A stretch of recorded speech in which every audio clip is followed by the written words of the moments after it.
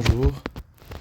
Alors aujourd'hui nous entamons donc un petit exercice sur l'espérance conditionnelle dans le cadre du cours de processus stochastique.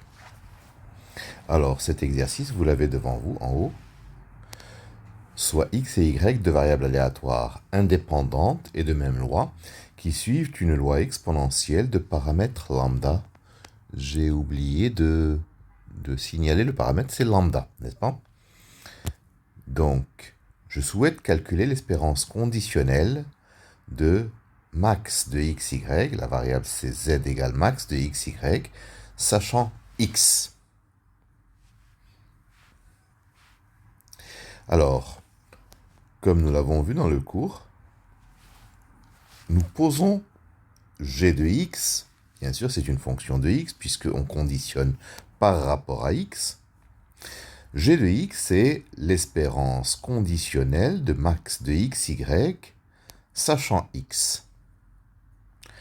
Alors, si f est une fonction borélienne bornée, nous avons l'espérance de, alors ici, c'est g de x, f de x, c'est l'espérance de max de xy, f de x, c'est une propriété remarquable de l'espérance conditionnelle. Alors d'une part, si je veux calculer l'espérance de g de x, f de x, bien entendu, par formule du transfert, ceci vaut l'intégrale de 0 à plus l'infini, parce que c'est une loi exponentielle, de g de petit x, f de petit x, et la fonction de densité de la loi exponentielle, à savoir lambda exponentielle moins lambda x dx. D'autre part, donc je vais calculer l'autre, c'est-à-dire l'espérance de max de xy, f de x. Alors, là j'ai besoin de savoir et de statuer lequel est le plus grand entre x et y. Donc je vais faire une décomposition en fonction indicatrice.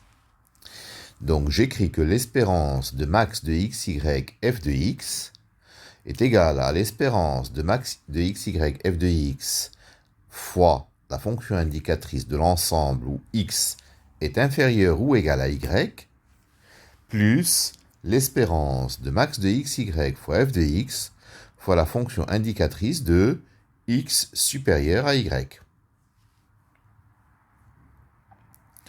Alors, c'est égal à l'espérance de... Alors, si x est inférieur ou égal à y, ben le max c'est y. Donc, c'est l'espérance de y, f de x, fois la fonction indicatrice de x inférieur ou égal à y. Plus, l'autre, bien entendu, c'est x. L'espérance de x, f de x, fois la fonction indicatrice de x plus grand que y. Donc, la première, bon, bien entendu, c'est une intégrale. Ça, c'est la deuxième. On a commencé par la deuxième.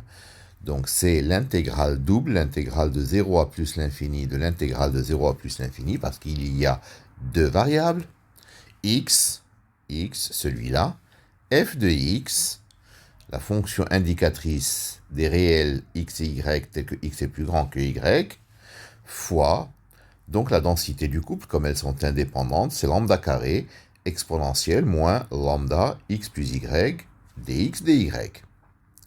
L'autre, la première, c'est donc l'intégrale de 0 à plus l'infini de l'intégrale de 0 à plus l'infini de y f de x fois la fonction indicatrice de x inférieur ou égal à y fois la même chose, c'est-à-dire lambda carré exponentielle moins lambda x plus y dx dy. Donc, ici, je vais séparer. Donc, ça me donne l'intégrale de 0 à plus l'infini. Je sors tout ce qui ne dépend pas de y dans la première. J'ai donc le lambda. Je vais laisser un lambda avec y. Le lambda, le x, le f de x, le exponentiel moins lambda x. Multiplié par, alors y, il bouge de 0 à l'infini, mais il est plus petit que x. Donc, c'est l'intégrale de 0 à x de lambda exponentielle moins lambda y dy, et puis dx. Et de l'autre côté, J'ai la même chose, sauf que ici, je sors lambda exponentielle moins lambda x f de x. Et puis, comme y est plus grand que x, c'est l'intégrale de x à plus l'infini. Et donc, j'ai lambda y exponentielle moins lambda y dy fois dx. Bien. La première me donne, après calcul de la deuxième intégrale, l'intégrale de 0 à x de lambda exponentielle moins lambda y dy, ça me donne 1 moins exponentielle moins lambda x. 1 moins exponentielle moins lambda x. D'accord?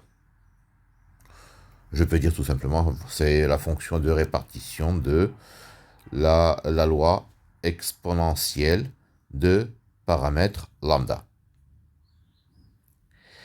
Et puis l'autre, intégrale de 0 à plus l'infini de lambda exponentielle moins lambda x f de x, j'ai opéré à une intégration par partie pour le calcul de l'intégrale de x à plus l'infini de lambda y exponentielle moins lambda y dy.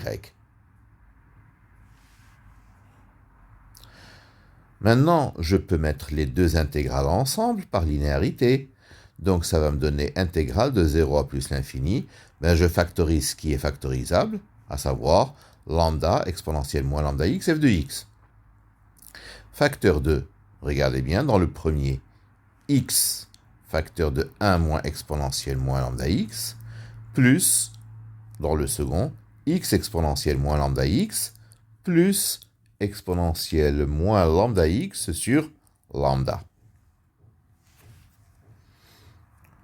Après simplification, j'obtiens intégrale de 0 à plus l'infini de lambda exponentielle moins lambda x, f de x, facteur 2, x plus exponentielle moins lambda x sur lambda, dx.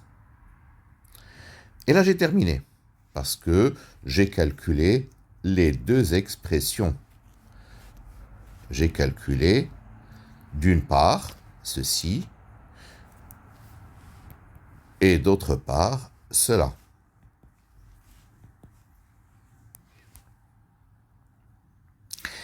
Donc, je vais les confronter, ces deux quantités, je vais les confronter, et je vais identifier l'expression de petit g de x. Alors, l'expression de petit g de x, la voici. G de x sera donc égal à x plus exponentielle moins lambda x sur lambda. Comme g de x, c'est l'espérance conditionnelle, donc l'espérance de max de xy sachant x, c'est donc grand X plus exponentielle de moins lambda grand X sur lambda. Voilà. Merci d'avoir suivi cette vidéo.